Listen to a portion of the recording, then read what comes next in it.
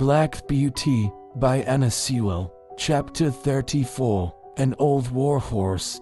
Captain had been broken in and trained for an army horse. His first owner was an officer of cavalry going out to the Crimean War. He said he quite enjoyed the training with all the other horses, trotting together, turning together, to the right hand or to the left, halting at the word of command, or dashing forward at full speed at the sound of the trumpet or signal of the officer. He was, when young, a dark dappled iron gray, and considered very handsome. His master, a young, high-spirited gentleman, was very fond of him, and treated him from the first with the greatest care and kindness. He told me he thought the life of an army horse was very pleasant, but when it came to being sent abroad, over the sea in a great ship, he almost changed his mind. That part of it, said he, was dreadful. Of course we could not walk off the land into the ship, so they were obliged to put strong straps under our bodies, and then we were lifted off our legs, in spite of our struggles, and were swung through the air over the water, to the deck of the great vessel. There we were placed in small close stalls, and never for a long time saw the sky, or were able to stretch our legs. The ship sometimes rolled about in high winds, and we were knocked about, and felt bad enough. However, at last, it came to an end, and we were hauled up, and swung over again to the land. We were very glad, and snorted, and neighed for joy, when we once more felt firm ground under our feet. We soon found that the country we had come to was very different to our own, and that we had many hardships to endure besides the fighting. But many of the men were so fond of their horses, that they did everything they could to make them comfortable, in spite of snow, wet, and all things out of order. That what about the fighting, said I, was not that worse than anything else? Well, said he, I hardly know. We always liked to hear the trumpet sound, and to be called out, and were impatient to start off, though sometimes we had to stand for hours, waiting for the word of command, and when the word was given, we used to spring forward as gaily and eagerly as if there were no cannonballs, bayonets, or bullets.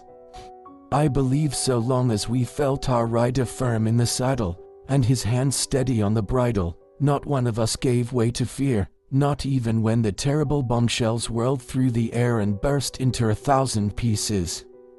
I, with my noble master, went into many actions together without a wound, and though I saw horses shot down with bullets, pierced through with lance, and gashed with fearful saber cuts, though we left them dead on the field, or dying in agony of their wounds, I don't think I feared for myself. My master's cheery voice, as he encouraged his men, made me feel as if he and I could not be killed. I had such perfect trust in him, that whilst he was guiding me, I was ready to charge up to the very cannon's mouth. I saw many brave men cut down, many fall mortally wounded from their saddles. I had heard the cries and groans of the dying. I had cantered over ground slippery with blood, and frequently had to turn aside to avoid trampling on wounded man or horse, but, until one dreadful day, I had never felt terror. That day, I shall never forget. Here old Captain paused for a while and drew a long breath. I waited, and he went on. It was one autumn morning, and as usual, an hour before daybreak our cavalry had turned out, ready caparisoned for the day's work, whether it might be fighting or waiting. The men stood by their horses waiting, ready for orders. As the light increased, there seemed to be some excitement among the officers, and before the day was well begun, we heard the firing of the enemy's guns. Then one of the officers rode up and gave the word for the men to mount, and in a second, every man was in his saddle, and every horse stood expecting the touch of the rein, or the pressure of his rider's heels, all animated, all eager, but still we had been trained so well, that except by the champing of our bits, and the restive tossing of our heads from time to time, it could not be said that we stared. My dear master and I were at the head of the line, and as all sat motionless and watchful, He took a little stray lock of my mane which had turned over on the wrong side, laid it over on the right, and smoothed it down with his hand. Then patting my neck, he said, "We shall have a day of it today, Bayard, my beauty, but we'll do our duty as we have done." He stroked my neck that morning, more I think, than he had ever done before, quietly on and on, as if he were thinking of something else. I loved to feel his hand on my neck, and arched my crest proudly and happily, but I stood very still, for I knew all his moods, and when he liked me to be quiet, and when gay. I cannot tell all that happened on that day, but I will tell of the last charge that we made together. It was across a valley right in front of the enemy's cannon. By this time we were well used to the roar of heavy guns, the rattle of musket fire, and the flying of shot near us, but never had I been under such a fire as we rode through on that day. From the right, from the left, and from the front, shot and shell poured in upon us.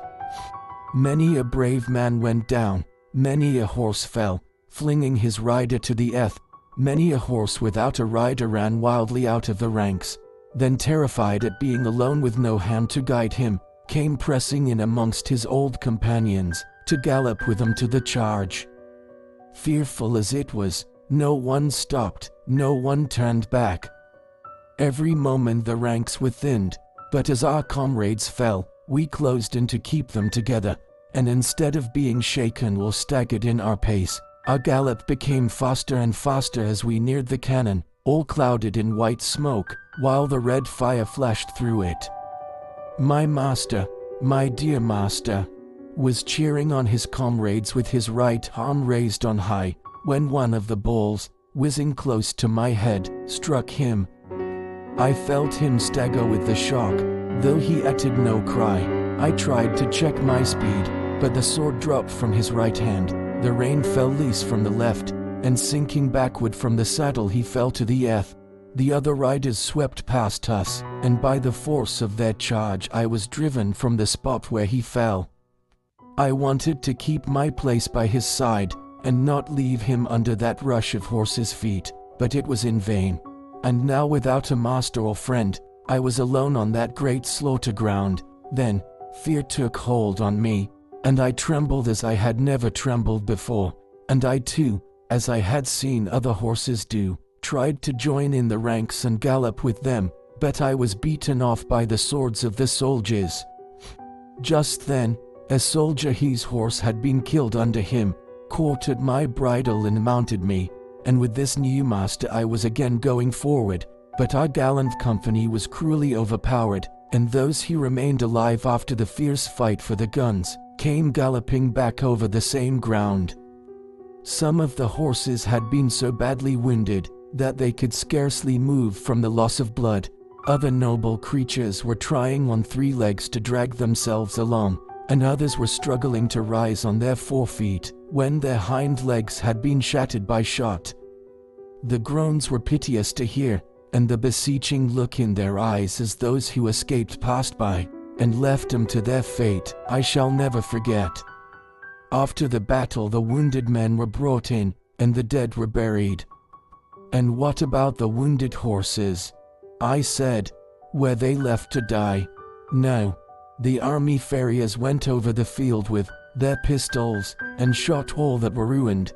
Some that had only slight wounds were brought back and attended to, but the greater part of the noble willing creatures that went out that morning never came back. In our stables there was only about 1 in 4 that returned. I never saw my dear master again. I believe he fell dead from the saddle. I never loved any other master so well. I went into many other engagements, but was only once wounded, and then not seriously, and when the war was over, I came back again to England, as sound and strong as when I went out."